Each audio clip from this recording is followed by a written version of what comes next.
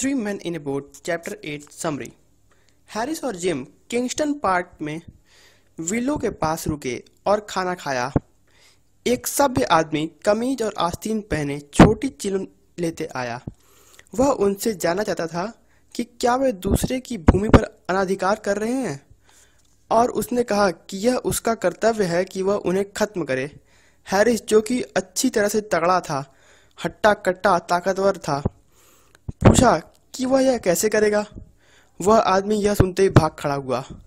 जरूर से वह कभी नहीं लौटेगा। वह चांदी की मुद्रा जाता था और उन्हें ब्लैकमेल करने की कोशिश कर रहा था। दोनों हैरिस और जिम इन वारदातों के मुख्य आरोपी से बुरी तरह से गुस्सा थे, जो हर तरफ नदी के पास नोटिस लगा कर रखता था।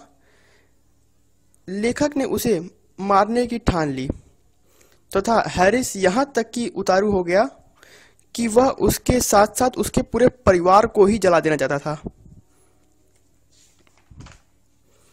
यह हैरिस का निश्चित विचार था कि वह एक कॉमिक सॉन्ग गा सकता है, लेकिन उसके सारे मित्र मानते थे कि वह नहीं गा सकता और न गा पाएगा, और यह उसके द्वारा प्रयत्न भी नहीं किया जाना चाहिए। वह ऐसा कभी नहीं महसूस करता कि वह क्या गधापन कर रहा है, और उससे कितने लोग नाराज होते हैं उससे यह भी मालूम नहीं। जिम को एक दूसरी घटना की याद आती है जो कि मनुष्य के व्यवहार पर प्रकाश डालता है। एक बार की बात है, एक फैशनेबल पार्टी में दो जवान छात्र थे जो कि जर्मनी से आए थे। वह पूछते हैं कि क्या उन्होंने कभी हैरिस सॉलमैन बॉस्टन को कभी हंसीदार गाना गाते हुए सुना है। किसी ने भी उसे नहीं सुना था। जवान आदमी बोला, यह सबसे मज़ेदार गाना है जो लिखा गया है, और वे हैरी बॉस्टन को गावा भी सकते हैं। वे जाकर हैरी बॉस्टन को ले आए और वो बिना किसी घबराहट के बैठ गया और गाने लगा। उसकी भूमिका एक मज़ेदार गाने जैसी तो नहीं थी, यह एक अंतःकरण का गाना था। लेखक जर्मन नहीं समझता था। उसने उन दोनों जवानों को देखा। वह हंसा जब वे हंसे।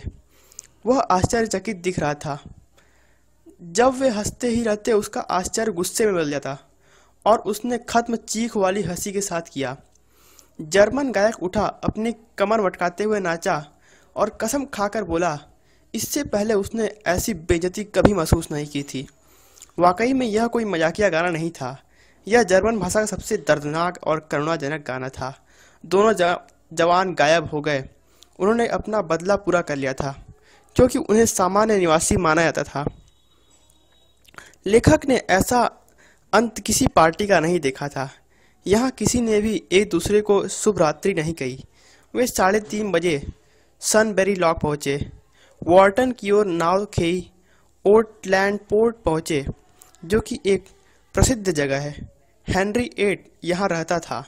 यॉर्क के डच जो यहाँ रहते थे, उनके ढेर सारे कब्रिस्तान थे और किले जो उसने रखे थे।